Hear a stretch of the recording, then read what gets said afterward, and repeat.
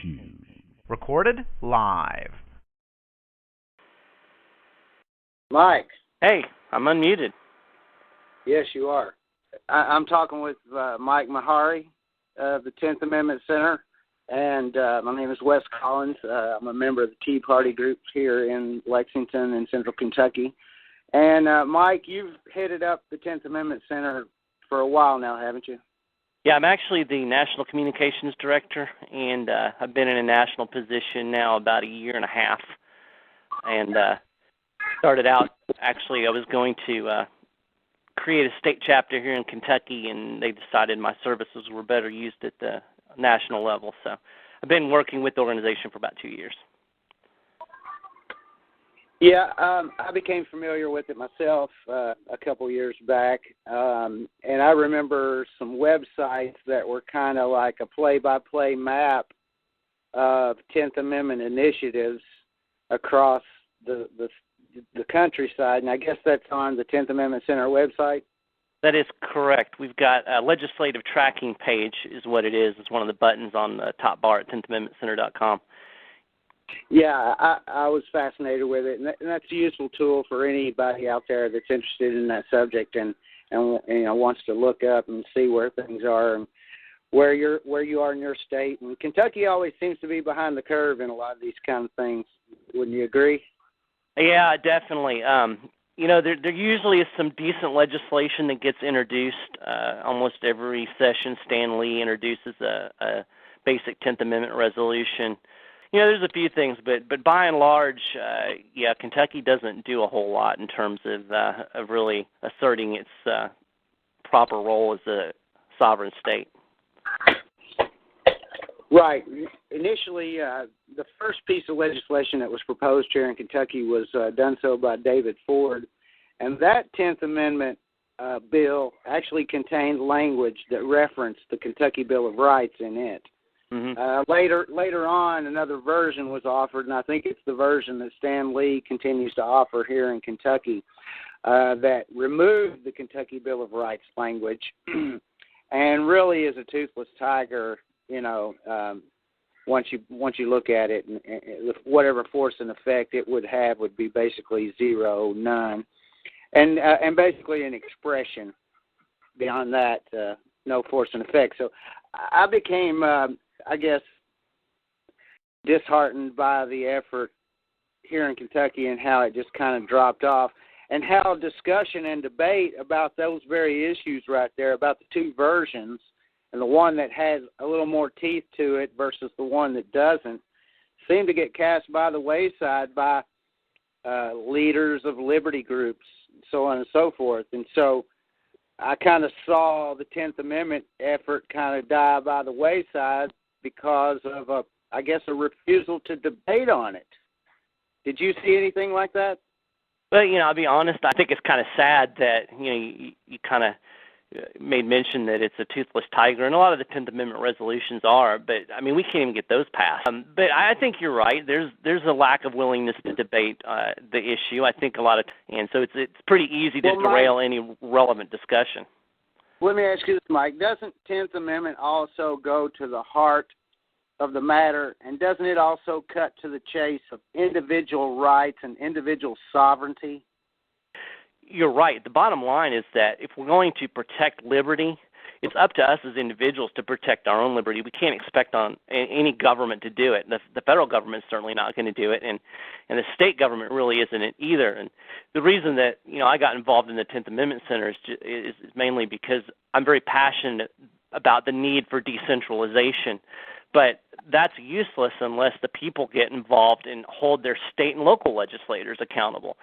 I believe firmly, Mike, that the 10th Amendment resolutions themselves can be platforms and foundations in which liberty groups should be riding upon more actively to pick up more momentum, versus what I'm seeing out there right now is a lot of co-opting and corralling by the state Republican Party.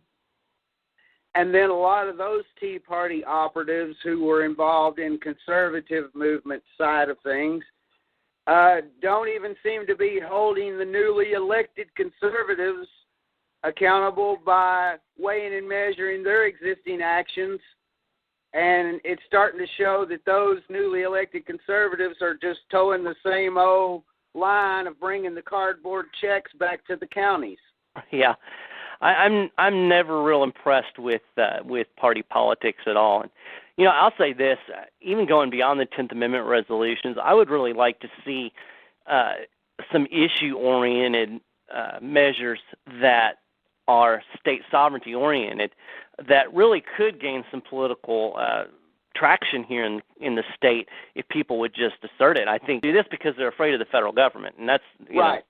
And along with 10th Amendment, Mike, I mean, I'd like to see a revival on the 10th here in Kentucky this fall, this rest of the summer, this fall coming up. With the 10th Amendment, more Bill of Rights type issues that could be lumped in together with the 10th Amendment initiatives like the Sheriff Mack initiatives, impeachment efforts that have been trying to get some traction here in Kentucky. Would you say that if we looked at Bill of Rights issues like 10th Amendment, like Kentucky Bill of Rights, and tried to combine efforts on those foundational issues, do you think we could get more traction in coalition? I think we could.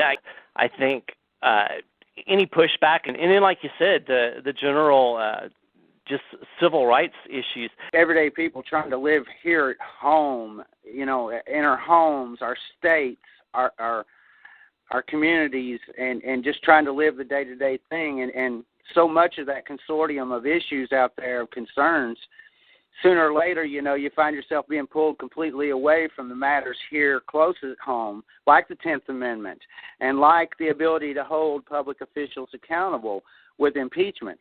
And we're trying to get a revival going on the Kentucky Bill of Rights here that gives independents and people of sovereign thinking, 10th Amendment thinking, tools to empower them to begin to remove some of the corruption from state government.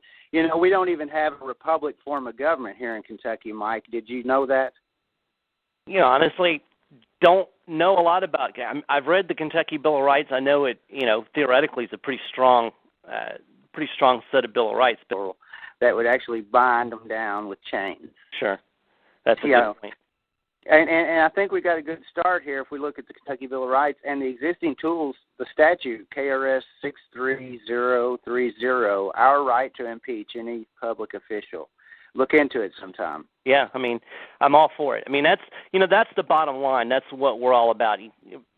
It's about decentralizing and putting control back into the hands of we the people, so that our rights are protected from the special interests and the politicians and the money grabbers and all of these people who have other interests at heart besides our own. Right.